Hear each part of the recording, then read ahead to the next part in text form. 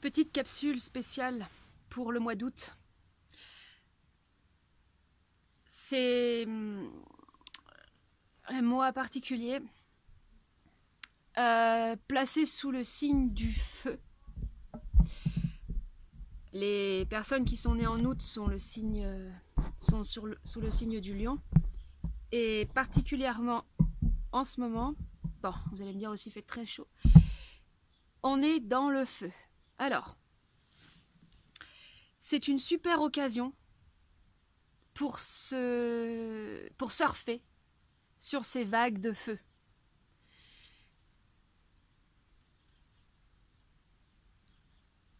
J'ai fait donc la vidéo sur le mental réflexif.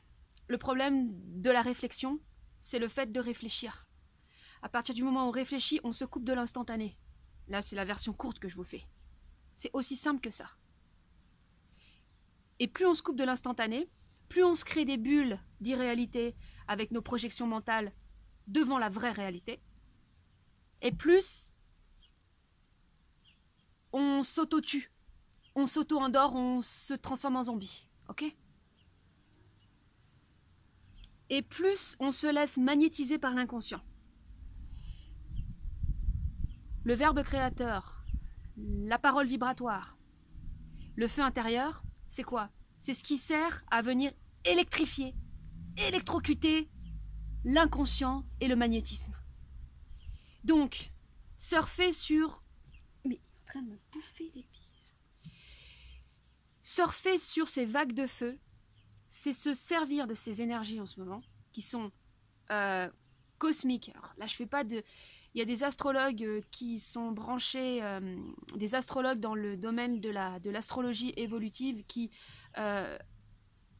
analysent les mouvements des planètes en fonction de la possibilité de l'humain de se positionner vis-à-vis de sa conscience, donc dans son évolution potentielle. Ah putain! Donc ça veut dire, en gros, vous ne subissez pas simplement le mouvement des astres et des énergies, vous les utilisez dans votre processus de développement individuel. Ok? Donc, comme je disais, il y a des astrologues qui expliquent très bien la position des planètes et leur influence sur nous à cette époque, à ce moment-là. Et pourquoi je dis que c'est... Alors, août égale feu, feu, feu, feu, feu. Et il faut profiter de cette vague de feu pour faire sortir ce feu intérieur. Alors, concrètement, ça veut dire quoi? Ça veut dire que toutes les forces inconscientes que vous subissez, c'est-à-dire que nous, on est... je vais la faire très court. Qu'est-ce que c'est que la psychanalyse? C'est l'étude des blessures, l'étude des traumatismes. Les traumatismes, les blessures conditionnent notre vie, notre existence, nos relations, notre couple, toutes les situations de notre vie, tant que nous n'en sommes pas débarrassés. Donc, si vous avez été abusé, vous allez être avec quelqu'un qui va vous abuser. Si vous avez été abandonné, vous attirerez des situations où des personnes vous abandonnent, etc., etc. Les 5 grandes blessures de l'âme. Donc, c'est là que le feu intérieur, vous allez donc l'activer pour venir électrocuter, électrifier votre inconscient. Il s'agit de dynamiter l'inconscient pour s'en déprogrammer. Se déprogrammer de l'inconscient ou du karma, pour reprendre un terme un peu spirituel, se débarrasser du karma, c'est un principe dynamique. Ça se produit par l'activation de ce feu, par la capacité de contrebalancer l'obscurité, de contrebalancer la fatalité, en le dynamitant. Il n'y a pas 36 000 possibilités. Donc, concrètement, encore plus concrètement, ça peut se passer par dire ce qu'on a à dire aux gens à qui on a à dire ce qu'on a à dire. On fait sauter ce mental réflexif, cette espèce de dôme d'effet de serre qui nous fait des surchauffes mentales. Tout ça, on le fait sauter. On rentre dans l'instantanéité. Vous rencontrez quelqu'un, vous rentrez en vibration avec l'autre. Et si vous êtes attaqué, vous répondez. Alors, comment répondre à une attaque? Il ne faut pas. Répondre sous le joug de l'émotionnel, de l'émotion. Alors, C'est un peu complexe. Ça peut nous faire dire des conneries. Mais pour autant, en fait, répondre à une attaque, il faut pouvoir renvoyer l'attaque à l'autre.